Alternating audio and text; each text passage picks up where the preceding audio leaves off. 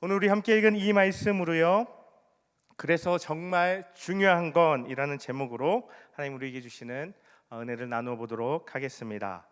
오늘 말씀을 준비하는데요, 제게 한 장면이 떠올랐습니다. 그건요, 제가 신대원에 처음 들어갔을 때인데요. 제가 신대원에 처음 들어가서 3월 달 이제 지날 때, 우리 뭐 대학생 청년들, 또 대학원 다니는 청년들 알겠지만 3월, 4월 이렇게 중간 기간쯤 가면 이제 쏟아지는 것들이 있죠. 과제가 쏟아지기 시작합니다. 그런데 저에게 처음 딱 주어진 과제는요, 그게 구약개론이라는 과목이었는데요. 지금은 그 과제 내용이, 그 이슈가 뭐였는지 정확히 기억은 안 납니다. 근데 이 처음 신학을 공부하는데 이 낯선 신학적 이슈를 이 교수님이 딱 주시면서 이것에 대해서 저의 생각을 정리해서 써서 제출할 것을 과제로 내주셨습니다. 근데 되게 막막했어요. 한 번도 신학을 공부해 본 적도 없고 처음 접하는데 어떤 신학적인 주제에 대해서 제 생각을 정리하는 것이 도대체 뭐라고 써야 되지? 라는 생각만 계속 들고 뭔가를 써내려 가지를 못했습니다. 그래서 계속 생각을 했어요. 이거 어떻게 쓸까 하는데 제 머릿속에 한 가지 생각이 스쳤습니다. 교수님이 이 과제를 왜 내셨을까?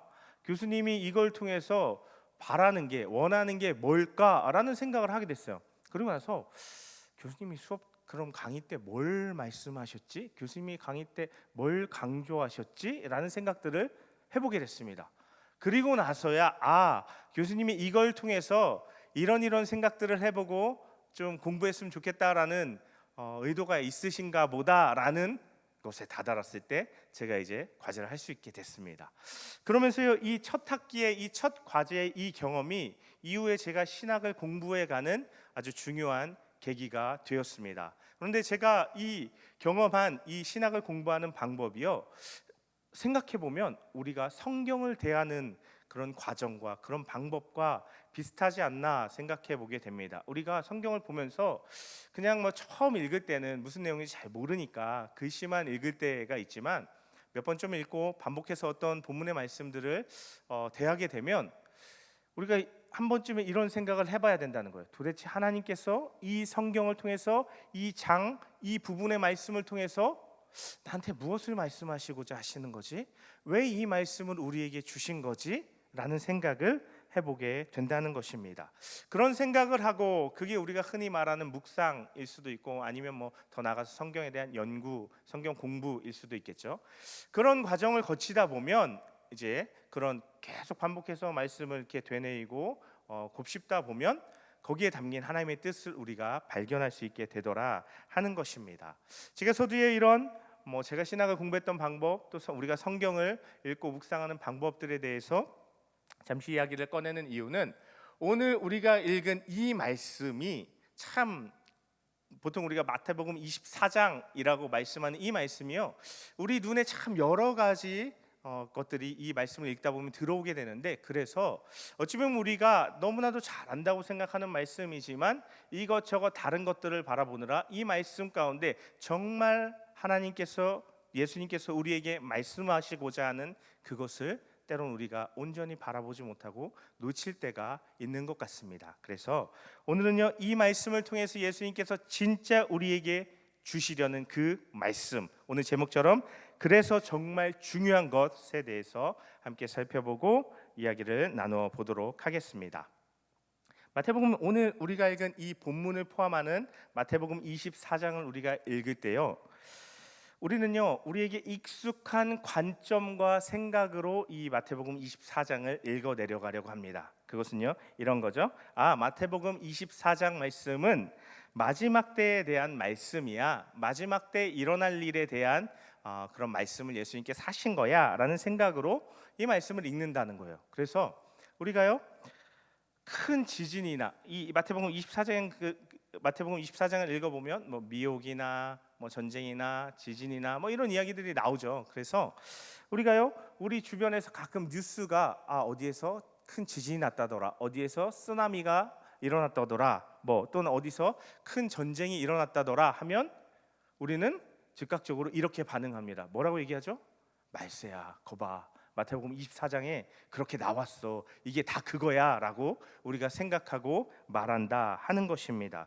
이 마태복음 24장 말씀을요, 말세 마지막 때에 일어날 일들에 대한 근거로 우리가 생각을 한다는 것입니다. 그런데 이 마태복음 24장의 말씀을 온전히 이해하기 위해서는요, 오늘 함께 읽진 않았지만 이 앞에 나오는 마태복음 24장 3절의 말씀, 3절에 담긴 질문을 우리가 온전히 이해할 수 있어야 합니다. 그것은요, 이런 말씀인데요, 예수께서 감람산 위에 앉으셨을 때에 제자들이 조용히 와서 이르되 우리에게 이르소서 어느 때에 이런 일이 있겠사오며 또 주의 임하심과 세상 끝에는 무슨 징조가 있사오리이까? 라고 제자들이 예수님께 질문하는 것입니다. 그런데 이 질문은요, 갑자기 그냥 제자들이 예수님께 와서 던진 질문이 아니라 상황이 있는, 배경이 있는 질문이었습니다. 그것은 지난주에 우리가 나눈 23장에서 예수님께서 서기관과 바리새인들을 엄청나게 책망하시고 그들에게 심판이 있을 것을 말씀하셨습니다. 그리고 나서 성전을 떠날 때 제자들 중에 몇 사람이요, 예수님께 성전의 화려함을 가리켜 이야기했습니다. 이런 식이었던 거죠. 예수님, 저것 좀 보세요. 저 대단한 돌과 저 대단한 성전의 모습을 보세요. 뭐 이런 식으로 이야기를 했던 거죠.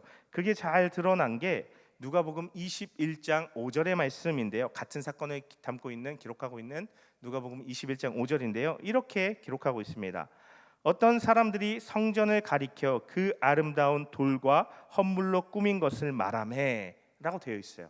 그때 예수님께서 말씀하시는데 뭐라고 말씀하시냐 하면, 이 성전이 너희들이 지금 화려한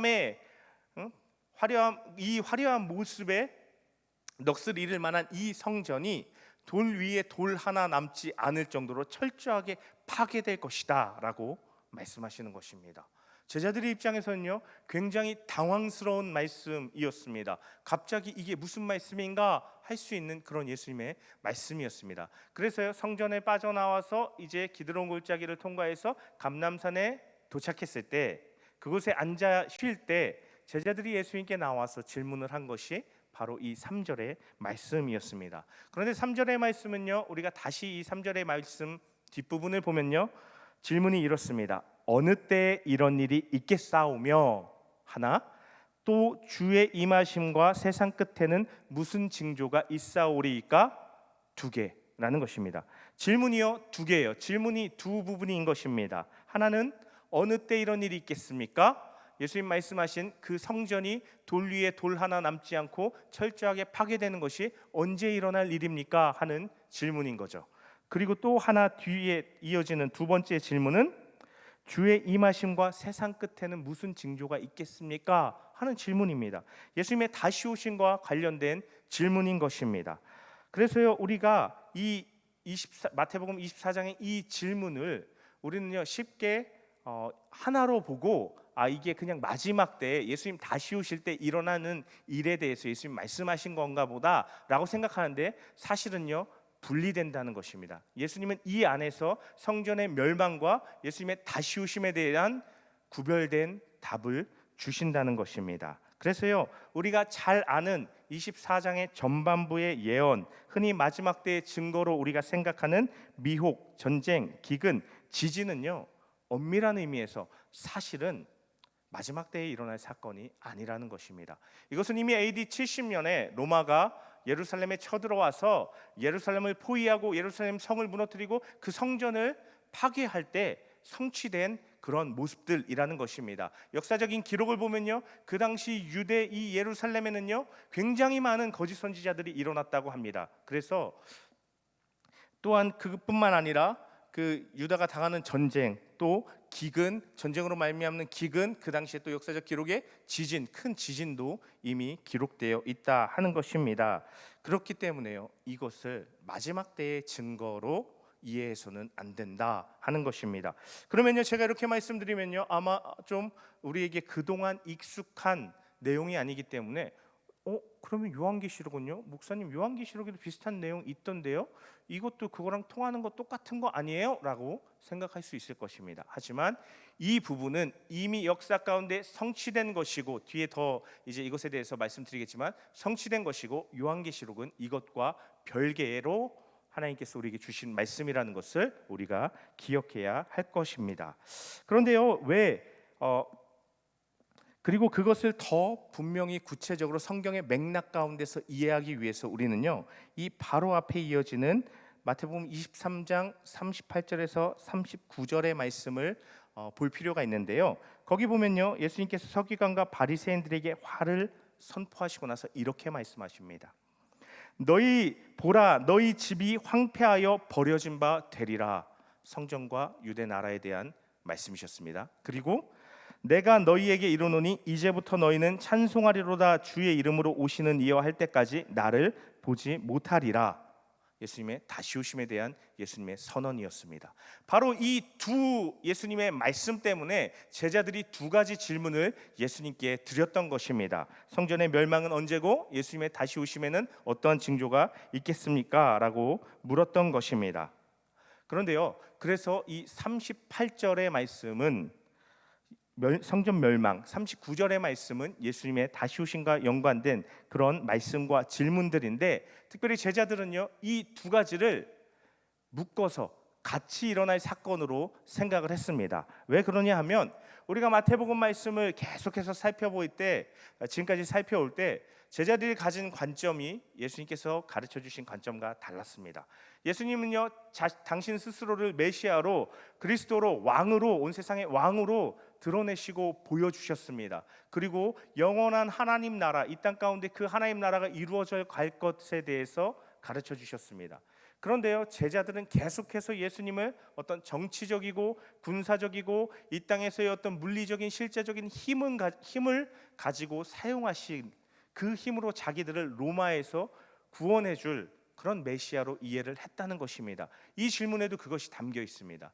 그렇게 악한 자들이 예수님을 온전히 받아들이지 않으므로 멸망당할 성전과 그 위선된 자들이 심판을 당할 때, 한편으로는 예수님께서 그 강력한 힘을 가지고 오셔서 그 이방의 나라들로부터 자신들을 구원해 줄 것이라고 이 두 가지를 엮어서 생각했다는 것입니다. 그렇기 때문에 예수님께서는 이 둘을 구분해서 따로 대답해 주신 것입니다. 왜냐하면요, 이들이 분리된 두 사건 가운데 그들의 잘못과 그들의 수백 년 동안 하나님 앞에서의 반역에 대한 대가로 당하는 멸망 가운데 이들이 어떤 하나님께서, 예수님께서 어떤 신적인 능력으로 우리를 구원해 주시겠지라는 잘못된 기대를 가지고 어려움을 당할까 하여 예수님께서 이것을 분명하게 나누어 가르쳐 주시는 것입니다. 그때는 믿는 자들도 그 날수를 감화해 주지 않으면 안 될 만큼 극심한 재난의 때고, 같은 사건을 기록하고 있는 누가복음 21장에 보면 이러한 징조가 나타나는 것을 보면 산으로, 유다 지경 밖으로 도망가야 하는 사건이다라고 예수님 당신께서 세우신 그 공동체를 지키시려고 경고의 말씀으로 이것을 가르쳐 주시는 것입니다. 그와 함께 또한 제자들이 가지고 있는 잘못된 예수님 다시 오시는 것에 대한, 예수님 재림에 대한 이해를 바로잡아 주시고 온전한 예수님 재림에 대한 가르침을 주시려고 이 말씀을 예수님께서 제자들에게 말씀하셨다 하는 것입니다. 그래서요, 그러나 이 실제 이 마태복음 24장의 해석은요, 이 어느 부분까지가 그래서 성전의 멸망에 대한 얘기고 어느 부분이 예수님의 다시 오심에 대한 말씀입니까? 했을 때 이 해석은요, 신학자들 사이에 조금씩 다릅니다.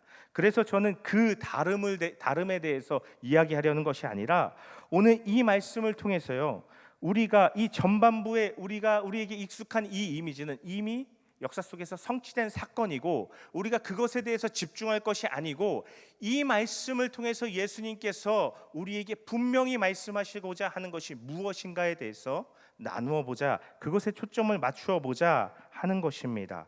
그것이요, 36절 이하에서 명백하게 드러납니다. 특별히 예수님의 이 부분의 말씀은 분명한 예수님의 다시 오심에 대한 가르침의 말씀인데요, 36절에 대한 말씀을 보면요, 예수님께서 이렇게 말씀하십니다.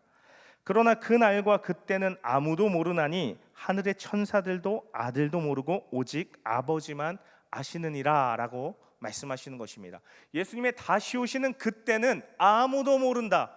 하늘에 있는, 하나님 곁에 있는 천사들도 모르고 심지어 하나님의 아들인 나도 알 수가 없다. 오직 아버지만 아신다라고 말씀하시는 것입니다. 이것은요, 제자들이 이렇게 질문했죠. 예수님 다시 오시는 그때에 어떤 징조가 있겠습니까? 라고 물어봤어요. 여쭤봤어요, 예수님께. 근데 예수님께서는 지금 뭐라고 대답하시는 거예요? 예수님 다시 오실 때 징조 없어 라고 말씀하시는 것입니다.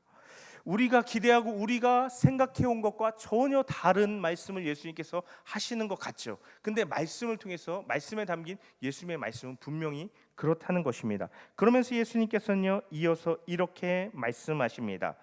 37절과 39절에서는요, 예수님께서 노아의 시대에 빗대어서 예수님의 다시 오심에 대해서 이야기하는데, 노아의 때에 홍수가 임해서 멸망당할 때까지 아무도 깨닫지 못하고 노아의 가족 외에 다 멸망당했던 것처럼 예수님 아무도 예상치 못했던 그때 호련히 오실 것이다 라고 가르치시는 것입니다.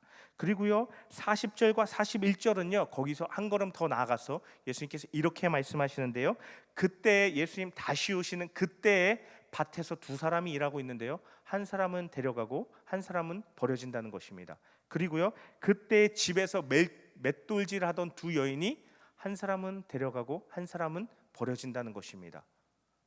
밭에서 일을 하고 집안에서 맷돌질 한다는 것은요 지극히 평범한 일상을 의미하는 것입니다. 그러면요 예수님 다시 오시는 그때가 엄청난 막 재앙과 어떤 그런 모습이 아니라 예수님 정작 다시 오시는 그때는 밭에서 일을 하고 집에서 맷돌질을 집을 돌보는 일을 할 만큼 전혀 예상치 못한 평범한 일상의 때라는 것을 분명하게 예수님께서 가르쳐 주시는 것입니다. 예수님의 다시 오심에 대한 재림에 대한 우리의 이해가 전환돼야 합니다. 예수님은요 전혀 예상치 못했던 평범한 일상 가운데 찾아오시고 다시 오신다는 것을 우리가 기억해야 한다 하는 것입니다. 그래서 예수님 하시는 말씀이 오늘 본문의 말씀 42절의 말씀과 같이 그러므로 깨어 있으라 어느 날에 너희 주가 임할는지 너희가 알지 못함이니라 라고 말씀하시는 것입니다. 예수님 언제 오실지 모르니 너희들 깨어 있어야 돼 라고 예수님 말씀하시는 것입니다. 그리고 더 나아가서 44절 말씀 다시 한번 이러므로 너희도 준비하고 있으라 생각하지 않은 때에 인자가 오리라 라고 말씀하시는 것입니다. 주변에 어떤 상황 벌어지는 어떤 사건을 바라보면서 예수님 오실 때가 되거나 보지 하는 것이 아니라 다만 준비하고 있으라 라고 말씀하시는 것입니다. 늘 준비하면서 언제 예수님 다시 오실지 모르니 늘 준비하면서 살아가라 하는 것입니다. 그러면요 무엇이 어떤 것이 예수님 다시 오심에 대한 준비하고 살아가는 삶일까, 삶의 모습일까 하는 생각을 우리가 갖게 됩니다. 그것이 45절, 그것에 대한 대답이 45절의 말씀입니다. 45절의 말씀은 이렇습니다. 충성되고 지혜 있는 종이 되어 주인에게 그 집 사람들을 맡아 때를 따라 양식을 나눠줄 자가 누구냐라고 말씀하시는 것입니다. 누구냐라고 물으시는 걸까요? 그러한 사람을 예수님께서 찾으신다는 것입니다. 충성되고 지혜 있는 종, 다시 말해서 청지기, 다시 말해서 예수님께서 맡기신 것을 관리하는 성실한 청지기가 되어서 때를 따라서 그 집 사람들을 맡아서 양식을 나누어 주어야 한다라고 말씀하시는 것입니다. 여기서 주인은 당연히 하나님 또는 예수님이고 그 집은 당연히 하나님의 나라입니다. 하나님의 나라에서 하나님의 나라에 있는 사람들을 때를 따라 돕는 때를 따라 양식을 나누어 줄 수 있는 삶을 살아가야 된다라고 말씀하시는 것인데요. 이러한 사람에게는 예수님께서 분명히 말씀하시는 것이 46절에서 예수님 다시 오실 때 복이 있다. 47절에서 영원한 하나님 나라를 그러한 사람들에게 주실 것이다 라고 말씀하시는 것입니다. 그러나 반대로 48절에서 49절 말씀처럼 마음에 생각하기를 주인이 더디 올 거다, 아직 안 올 거야, 아직 멀었어 라고 생각하면서 동료들을 때리면서, 다시 말해서 자기의 유익과 이익만을 위해서 다른 사람들을 해치고 다른 사람의 것을 빼앗고 하는 이러한 삶, 자기만을 위한 삶, 이기적인 삶을 살아가면서 술 친구들과 더불어 먹고 마시는, 술 취하고 먹고 마시는, 단순히 술만을 의미하는 것이 아니라 세상의 즐거움과 자신을 즐겁게 하는 일에 빠져서 예수님 다시 오시는 것쯤은 생각하지 않고 살아가는 그러한 삶을 이야기하는 것입니다. 그런 모습으로 살아간다면 50절 51절의 말씀처럼 생각하지 않은 날, 알지 못하는 시각에 그 종의 주인이 온다 하는 것입니다. 그 주인이 오면 이런 모습을 보면 어떻게 하겠습니까? 어미 때리고 외식하는 자가 받는 벌에 처하리니 거기서 슬피 울며 이를 갈게 될 것이다. 슬피 울며 이를 갈게 될 것이다. 뭐죠? 하나님 나라에서 쫓겨나는 심판을 의미하는 표현이었습니다. 예상치 못한 그날 예수님을 맞이하고 심판을 피할 수 없다라는 것입니다. 우리가 이 말씀을 두렵게 받아야 할 이유는요, 이것에 대해서 같은 맥락에서 말씀하는 누가복음 12장 47절에서 48절의 말씀은 우리에게 다음과 같이 말씀합니다. 알지 못하고 맞을 일을 행한 종은 적게 맞으리라. 무릇 많이 받은 자에게는 많이 요구할 것이요 많이 받은 자에게는 많이 달라 할 것이니라 라고 말씀하는 것인데요, 여기 보면 뭐라고 되어 있어요? 알지 못하고 맞을 일을 행한 종은 적게 맞으리라.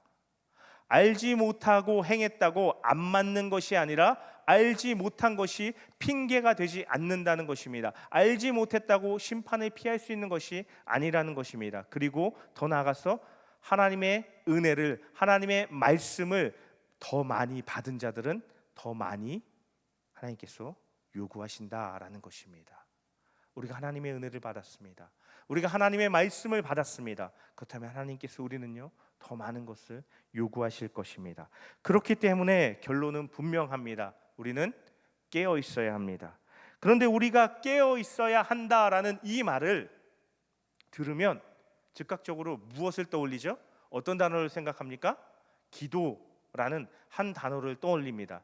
이것이 우리가 깨어 있음에 대해서 좀 협소하게 생각하는 것이 아닐까라는 생각을 하게 됩니다. 물론요, 기도해야 깨어 있습니다. 기도는 깨어 있음에 굉장히 중요한 요소고 깨어 있음과 뗄래야 뗄 수 없는 요소입니다. 그러나 깨어 있는 것이 기도가 전부는 아니라는 것입니다. 말씀을 통해서, 기도를 통해서 하나님의 뜻을 깨닫는 것이 깨어 있는 것입니다. 뿐만 아니라 하나님께서 나에게 원하시고 나에게 말씀하시는 것에 반응하는 그 반응이 바로 깨어 있는 것이라는 것, 깨어 있는 것을 의미하는 것입니다. 하나님이 나에게 말씀하실 때, 하나님께서 나에게 무언가를 요구하실 때 내가 반응할 수 있는가 없는가가 내가 깨어 있는가 잠들어 있는가를 나누는 기준이라는 것입니다. 우리가 실제적인 삶 가운데 하나님의 원하심, 하나님의 요구하심에 깨어 있을 수 있게 되시기를 간절히 바랍니다.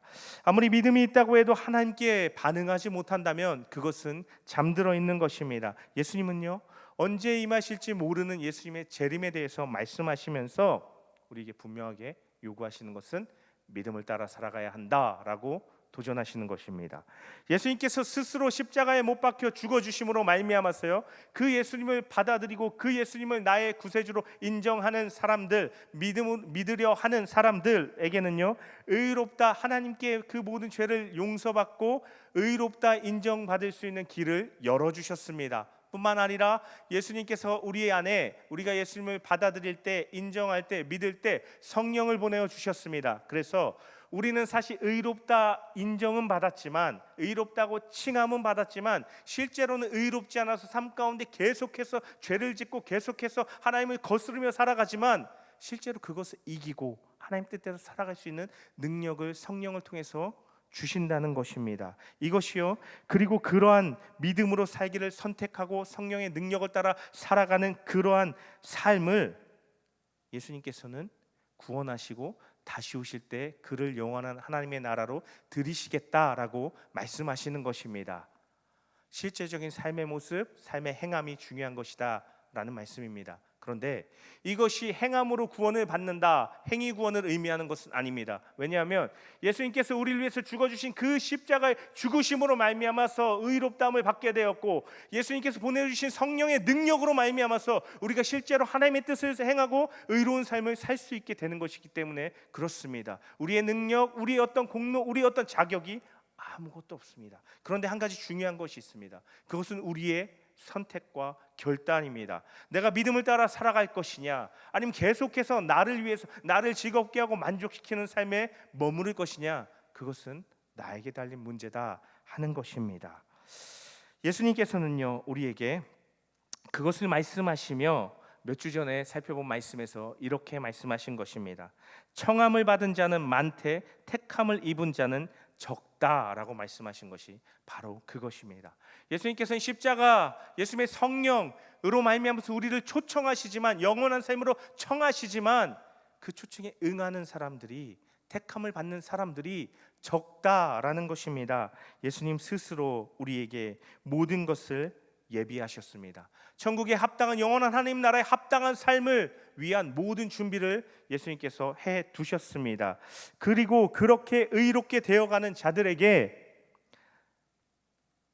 중요한 특징이 나타나게 되는데요. 그러한 예수님의 준비하심을 따라 의로운 삶을 실제적으로 살아가는 자들에게 중요한 특징이 나타나게 되는데, 그것은 이 땅에서 하나님 나라를 미리 맛보고 경험하며 누리면서 살아갈 수 있게 해 주신다 하는 것입니다. 저는 그것을요 이렇게 표현하고 싶습니다. 나와 하나님의 이야기가 쌓여가는 삶이라고 표현하고 싶은데요. 하나님과 부단히 관계를 맺으며 그분과 함께 나의 인생의 이야기를 써내려가는 것입니다.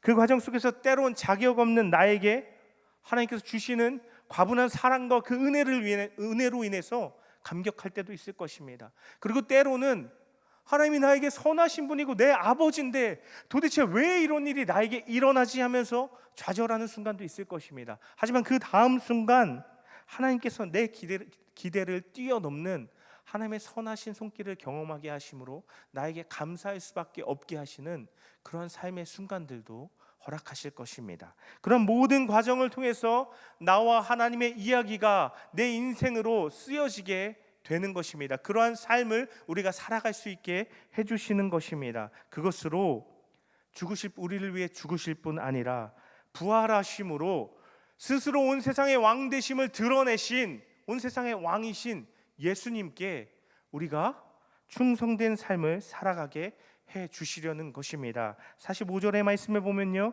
충성되고 지혜 있는 종이 되어 주인에게 그 집 사람들을 맡아 때를 따라 양식을 나눠주는 삶을 살아가라 라고 말씀하셨습니다. 여기서 충성되고 지혜 있는 종 할 때 충성되니, 지난주 제가 말씀드렸던 믿음으로 번역된 피스티스라는 단어의 형용사 형태 피스토스인 것입니다. 이 충성된 삶은 믿음의 삶이라는 것입니다. 충성되어서 때를 따라 양식을 나눠주는 이 삶이 믿음의 삶이라는 것입니다. 저는 이 충성된 삶에 대해서 생각하면서 특별히 종교개혁에 대해서 지난주에 말씀드렸는데, 이번 주부터 앞으로 3주간 종교개혁에 대한 이야기를 좀 나누기를 원하는데, 종교개혁자 두 사람이 생각났습니다. 우리가 종교개혁자 하면 흔히 루터나 알고 있는 정도가 루터나 칼뱅 정도일 것입니다. 그런데 이 루터가 본격적으로 종교개혁을 일으키기 전에 이미 종교개혁을 시작했던 두 사람들이 있었습니다. 한 사람은 위클리프라는 사람이었고 한 사람은 후스라는 사람이었습니다. 위클리프는 영국 사람이었습니다. 1320년에서 1384년까지 살았던 이 위클리프라는 사람은 세상의 권력을 거머쥐고 부에 혈안된 교황은 아마도 하나님께 선택한 사람이 아닐 것이다, 그는 적그리스도일 것이다 라고 이야기하면서 교황과 그들의 가르침을 따를 것이 아니라 말씀으로 돌아가야 한다 하면서 말씀을 풀어 가르치는 책들을 써내려갔습니다. 그리고 말년에는 라틴어로만 되어 있어서 라틴어를 아는 사람들만 볼 수 있는, 사제들만 볼 수 있는 이 성경을 영어로 번역하는 일을 감당했습니다. 그리고 나서 당연히 이 교황을 정면으로 대적한 이 사람의 삶이 쉽지 않았을 것입니다. 교황청과 이 대적자들에 의해서 수많은 어려움을 당했습니다. 그리고 죽게 되었는데, 죽은 이후에 교황이 이 위클리프를 이단으로 정죄합니다. 그래서 어떻게 하냐면 무덤을 파헤치고 그 뼈를 꺼내서 불로 태우고 강물에 뿌려버리는 그런 수치를 안겨줍니다. 그리고 또 한 사람, 얀 후스라는 사람은요, 이 위클리프에게 영향을 받은 체코의 요즘으로 치면 체코의 사람입니다. 1372년에서 1315년까지 살았던 이 사람 또한 교황과 성직자들의 타락성을 드러내면서 우리가 말씀으로 돌아가야 한다라고 강력한 주장을 했던 사람이었습니다. 그러면서 교황이 십자군 전쟁을 위해서 파는 이 면죄부를 사는 그 돈으로 구원받을 수 없다. 구원은 오직 회개로 말미암는 하나님의 용서로 말미암아서 구원받고 용서받을 수 있다라고 부르짖었습니다. 당연히 이것으로요 교황청과 그 적대자들에게 어려움을 당할 수밖에 없었는데요. 특별히 야누스는요 굉장히 인상적인 게 그 적대자들에게 잡혀서 화형을 당하게 됩니다. 그런데 이 화형을 당하기 직전에 후스가 이런 말을 했습니다. 나 거위의 꿈은, 후스라는 말이 그 체코 말로 거위라는 뜻이더라고요. 나 거위의 꿈은 지금 이루어지지 않지만 먼 훗날 나 거위의 꿈은 반드시 이루어져서 하늘을 날게 될 것이다 라는 말을 남기고 후스는 화형으로 그 생을 마감했습니다. 그런데 이 후스의 말처럼요, 이 1415년에 후스가 죽임을 당했는데 그로부터 100년이 지난 100년 정도가 지난 1517년에 마르틴 루터가 일어나서 종교개혁을 시작했고, 그것이 성공해서 오늘날 우리의 개혁교회, 오늘날 우리의 개신교회가 세워지게 되었다는 것입니다. 성경의 본질로 돌아가는 개신교회가 시작되게 된 것입니다. 이 두 사람의 때에는요 그 결과를 보지 못했습니다. 오히려 비참하고 수치스러운 삶을, 또 고난스러운 삶을 당해야 했습니다. 하지만 이들을 통해서 종교개혁이 일어났고 무너져가는 하나님의 나라와 하나님의 교회가 다시 한번 새로워지고 일어설 수 있게 된 것입니다. 무엇이 때를 따른 양식입니까? 예수 그리스도의 마음과 그분의 나라를 드러내는 그 말과 행동, 그러한 삶이 때를 따른 양식인 줄로 믿습니다. 하나님의 나라를 보여주는 가장 확실한 방법은 우리가 하나님의 나라가 되는 것입니다. 우리가 하나님의 나라가 되어서 하나님의 때를 따라서 하나님의 정의와 공의를 행하고 사랑의 섬김과 위로와 격려를 보여주고 행하며 살아가는 것입니다. 그때 우리는 그러한 삶으로 말미암아서 다시 오시는 주님 앞에 칭찬받는 영원한 하나님의 나라를 상속받는 그러한 복된 삶으로 나아갈 수 있을 줄로 믿습니다. 마태복음 24장의 말씀에서 그래서 정말 중요한 것은 이것을 통해서 시대의 징조를 분별하려 하는 그것이, 시대의 때를 예수님 언제 오실지를 예측하는 것이 아니라는 것입니다. 오히려 그것은 이미 역사에서 지나간 일이라 하는 것입니다. 다만 늘 준비가 되어 있어야 한다라고 예수님 우리에게 가르쳐 주시는 것입니다. 예수님께 대한 반응성을 가지고 그분이 원하시는 주님을 맞기에 합당한 모습으로 우리가 이 땅에서의 삶을 살아갈 수 있어야 한다 하는 것입니다. 예수님은 나의 왕으로, 온 세상의 왕이신 예수님을 나의 왕으로 인정하고 받아들이고 그분 앞에 충성된 나의 삶을 살아가는 것, 그것이 준비다 하는 것입니다. 앞에서 살펴본 종교개혁자들은 이런 때를, 예수님 다시 오시는 그 때를 찾으려고, 그 때를 알아보려고 한 것이 아니라 자신의 삶에서 시대를 향한 하나님께서 원하시는 일들에 집중하며 살아갔던 것입니다. 충성된 청지기가 되어서 하나님 때에 맞는 양식을 나누어 주려고 했던 것입니다. 그것으로 타락한 교회와 타락한 하나님의 나라를 구해냈습니다. 그 일에 자신의 생명들도 아끼지 않았던 것입니다. 당연히 칭찬받고 당연히 영원히 복된 삶으로 그들은 들어갈 것으로 믿습니다. 오늘 우리도 우리의 삶의 자리에서 이러한 엄청난 교회 개혁, 엄청난 기독교의 개혁은 아닐지라도 우리 삶의, 우리 신앙의 모습의 개혁을 이루어낼 수 있어야 할 것입니다. 깨어서 때에 맞는 청지기의 삶을 회복해야 한다 하는 것입니다. 그때 종교개혁자들을 통해서 하나님께서 그 시대에 하나님의 나라를 회복하고 다시금 세워가셨던 것처럼 우리를 통해서 이 시대를 깨우고 이 시대 가운데 하나님 나라를 세워갈 것을 믿습니다. 저와 여러분이 이 시대에 충성되고 지혜로운 청지기가 되실 수 있기를 간절히 바라고 축복합니다. 우리를 통해 하나님께서 우리 시대에 이루시기를 원하는 모든 일들이 이루어져 갈 수 있게 되기를 간절히 바라고 축복합니다. 주님의 오실 길이 우리를 통해서 예비될 수 있기를 바랍니다. 하나님 우리에게 맡겨주신 모든 것, 그 하나님의 나라와 그 주님의 오실 길을 위해서 다 쏟아붓고 주님 다시 오시는 그날 주님 앞에 서서 기쁨으로 주님을 맞이하며 칭찬받으며 영원한 하나님 나라에 들어가시게 되시는 저와 여러분 되시기를 간절히 바라고 축복합니다. 아멘. 이 시간 제가 잠시 기도하겠습니다.